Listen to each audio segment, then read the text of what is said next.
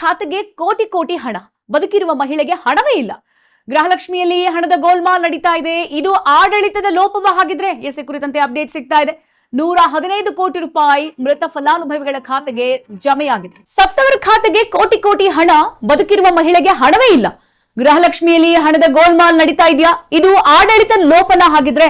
ನೋಡಿ, 115 ಕೋಟಿ ರೂಪಾಯಿ ಮೃತ ಫಲಾನುಭವಿಗಳ ಖಾತೆಗೆ ಜಮಾ ಆಗಿದೆ. 1.94 ಲಕ್ಷ ಅನರ್ಹರನ್ನ ಈಗ ಯೋಜನೆಯಿಂದ ಹೊರಗಿಡುವ ಪ್ರಕ್ರಿಯೆ ಜೋರಾಗಿ ನಡೀತಾ ಇದೆ.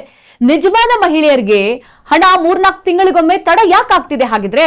ತಪ್ಪಾಗಿ ಜಮೆಯಾದ ಹಣ ಸರ್ಕಾರಕ್ಕೆ ವಾಪಸ್ ಹೋಗಿದ್ಯಾ? ಸೊ ಎಲ್ಲ ಆಯಾಮದಲ್ಲೂ ಕೂಡ ಚರ್ಚೆ ನಡೀತಿದೆ. ನೋಡಿ, ಗೃಹಲಕ್ಷ್ಮಿ ಹಣ ಯಾರಿಗೆ ತಲುಪ್ತಾ ಇದೆ ಹಾಗಿದ್ರೆ? ಯಾರಿಗೆ ತಲುಪ್ತಾ ಇಲ್ಲ? ನೋಡಿ, ಗೃಹಲಕ್ಷ್ಮಿ ಹಣದಲ್ಲಿ ಸತ್ತಂತಹ ಫಲಾನುಭವಿಗಳು ಅಕೌಂಟಿಗೂ ಕೂಡ ಗೃಹಲಕ್ಷ್ಮಿ ಹಣ ಹೋಗ್ತಾ ಇದೆ ಅಂತ ಅಂದ್ರೆ, ಇದ್ದಂತಹ ಫಲಾನುಭವಿಗಳ ಅಕೌಂಟ್ಗೆ ಯಾವಾಗ ಹಾಕ್ತೀರಾ? ಗೃಹಲಕ್ಷ್ಮಿ ಯೋಜನೆ ಮುಖಾಂತರ ತಿಂಗಳಿಗೆ 2,000 ರೂಪಾಯಿ ಮಹಿಳೆಯರ ಖಾತೆಗೆ ಜಮೆ ಆಗ್ಬೇಕಿತ್ತು. ಆದ್ರೆ ಈ ಹಲವರ ಆರೋಪ ಏನಂತ ಅಂದ್ರೆ, ಹಣ 3-4 ತಿಂಗಳಿಗೊಮ್ಮೆ ಮಾತ್ರ ಬರ್ತಾ ಇದೆ ಅನ್ನೋದು. ಇನ್ನು ಇದೇ ವೇಳೆ ಲೆಕ್ಕ ಪರಿಶೋಧಕರ ವರದಿಯಲ್ಲಿ ಮೃತಪಟ್ಟ ಫಲಾನುಭವಿಗಳ ಖಾತೆಗೆ 115 ಕೋಟಿ ರೂಪಾಯಿ ಜಮಾ ಆಗಿದೆ ಅನ್ನುವಂತಹ ಆಕ್ಷೇಪ ಕೇಳಿಬಂದಿದೆ.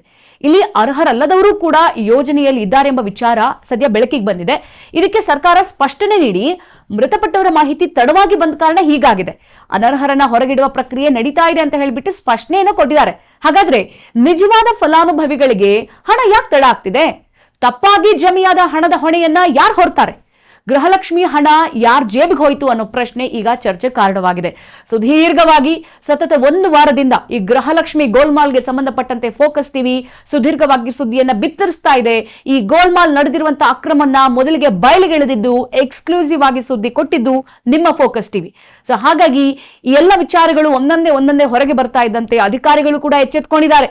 ಎಚ್ಚೆತ್ಕೊಳ್ಳೋದು ಮಾತ್ರ ಅಲ್ಲ, ಎಷ್ಟು ಲೋಪ ಆಗಿದೆ, ಎಷ್ಟು ದುಂದು ವೆಚ್ಚ ಆಗಿದೆ, ಎಷ್ಟು ದುಡ್ಡು ಬೇರೆಯವರ ಅಕೌಂಟ್ಗೆ ಹೋಗಿದೆ, ಜೊತೆಗೆ ಯಾವ ಜಿಲ್ಲೆಯಲ್ಲೇ ಹೆಚ್ಚಾಗಿ ದುಡ್ಡು ಖರ್ಚಾಗಿದೆ, ಎಲ್ಲ ಅರ್ಥದಲ್ಲೂ ಕೂಡ CAG ವರದಿಯನ್ನು ಕೂಡ ನಿನ್ನೆ ಕೊಟ್ಟಿದ್ದಾರೆ. ಆ ವರದಿಯಲ್ಲಿ ಹೆಚ್ಚಾಗಿ ಗೊತ್ತಾಗಿದ್ದೆ ನಮಗೆ, ಬೆಳಗಾವಿ ನಮ್ಮ ಲಕ್ಷ್ಮೀ ಹೆಬ್ಬಾಳ್ಕರ್ ಅವರ ಜಿಲ್ಲೆಯಲ್ಲಿ ಅತಿ ಹೆಚ್ಚಾಗಿ ದುಡ್ಡು ಅಲ್ಲಿರುವಂತಹ ಅಕೌಂಟ್ಗೆ ಜಾಸ್ತಿ ಹೋಗಿದೆ, ಅದು ಕೂಡ ಸತ್ತವರ ಅಕೌಂಟ್ಗೆ. ಹಾಗಿದ್ರೆ ಗೃಹಲಕ್ಷ್ಮಿ ಯೋಜನೆ ಮುಖಾಂತರ ತಿಂಗಳಿಗೆ 2,000 ರೂಪಾಯಿ ಕೊಡ್ತೀನಿ ಅಂತ ಹೇಳ್ಬಿಟ್ಟು ಹೇಳಿದ್ರಲ್ಲ ನಮ್ಮ ಮನೆ ಯಜಮಾನ್ರಿಯರಿಗೆ, ಈಗ 3-4 ತಿಂಗಳಿಂದ ದುಡ್ಡು ಬರ್ತಿಲ್ಲ. ಹಾಗಿದ್ರೆ ದುಡ್ಡು ಎಲ್ಲೋಯ್ತು? ಸೊ 115 ಕೋಟಿ ರೂಪಾಯಿ ಜಮೆ ಆಗಿದೆ ಅನ್ನೋದು ಈಗ ಆಕ್ಷೇಪ ಕೇಳಿಬಂದಿದೆ. ಅರ್ಹರಲ್ಲದವರು ಯೋಜನೆಯಲ್ಲಿ ಇದ್ದಾರೆ ಅಂತ ವಿಚಾರ ಕೂಡ ಬೆಳಕಿಗೆ ಬಂದಿದೆ. ಇದಕ್ಕೆ ಸರ್ಕಾರ ಉತ್ತರ ಕೊಡುತ್ತಾ? ಮೃತಪಟ್ಟವರ ಮಾಹಿತಿ ನಮಗ್ ತಡವಾಗಿ ಬಂದ್ಬಿಟ್ಟಿದೆ, ನಾವು ಗೃಹಲಕ್ಷ್ಮಿ ಅಪ್ಲೈ ಮಾಡಿ ಆಮೇಲೆ ಸತ್ತೋಗಿದ್ರೆ ನಾವೇನ್ ಮಾಡಕ್ಕಾಗುತ್ತೆ ಅಂತ ಇಷ್ಟು ಕೇವಲವಾಗಿ ಉತ್ತರ ಕೊಡ್ತಾರಲ್ಲ. ಹಂಗಿದ್ರೆ ಅವ್ರ ಅಕೌಂಟಿಗೆ ದುಡ್ಡು ಯಾಕೆ ಹೋಯ್ತು? ಯಾಕೆಂದ್ರೆ ಅವರಿಗೆ ಮರಣ ಪ್ರಮಾಣ ಪತ್ರ ಹೋಗಲ್ವಾ? ಹೋಗುತ್ತೆ. ಮತ್ತೆ ಗೊತ್ತಿದ್ರು ಕೂಡ ಯಾಕೆ ಅವ್ರ ಅಕೌಂಟಿಗೆ ದುಡ್ಡು ಹೋಯ್ತು? ಅನರ್ಹರನ್ನ ಹೊರಗಿಡುವ ಪ್ರಕ್ರಿಯೆನ ನಾವು ನಡೆಸ್ತಾ ಇದ್ದೀವಿ. ಅಂದ್ರೆ ಇತರೆ ರಾಜ್ಯದ ಜನರಿಗೂ ಕೂಡ ಈಗ ನಮ್ಮ ಕರ್ನಾಟಕಕ್ಕೆ ಬಂದು ಅಲ್ಲಿ ರಿಜಿಸ್ಟರ್ ಮಾಡ್ಕೊಂಡಿರ್ತಾರಲ್ಲ, ಆ ಎಲ್ಲ ಆಯಾಮದಲ್ಲಿ, ಜೊತೆಗೆ ಯಾರೆಲ್ಲ ಟ್ಯಾಕ್ಸ್ ಕಟ್ತಾ ಇದ್ರೆ, ಯಾರೆಲ್ಲ GST ಇದ್ರೆ, ನಂಬರ್ಸ್ ಇದ್ರೆ, ಸೊ ಅಂತವ್ರನ್ನೆಲ್ಲ ಈಗ ವಿಂಗಡಣೆ ಮಾಡ್ತಿದ್ದಾರೆ, ಅಂತವ್ರನ್ನೆಲ್ಲ ಈ ಗೃಹಲಕ್ಷ್ಮಿ ಯೋಜನೆಯಿಂದ ಹೊರಗಿಡ್ತಿದ್ದಾರೆ. ಸೊ ಆ ಪ್ರಕ್ರಿಯೆ ಈಗ ನಡೀತಾ ಇದೆ ಅಂತ ಹೇಳ್ಬಿಟ್ಟು ಹೇಳ್ತಿದ್ದಾರೆ. ಹಾಗಾದ್ರೆ ನಿಜವಾದ ಫಲಾನುಭವಿಗಳಿಗೆ ಹಣ ಯಾಕೆ ಹೋಗ್ತಿಲ್ಲ? ಲೇಟ್ ಯಾಕೆ ಆಗ್ತಿದೆ? ತಪ್ಪಾಗಿ ಜಮೆಯಾದ ಹಣದ ಹೊಣೆ ಯಾರು ಹೊರ್ತಾರೆ ಹಾಗಿದ್ರೆ? ಸದ್ಯ ಎಲ್ಲ ಆಯಾಮದಲ್ಲೂ ಕೂಡ ಸರ್ಕಾರದಲ್ಲಿ ಜೋರಾಗಿ ಚರ್ಚೆ ನಡೀತಾ ಇದೆ.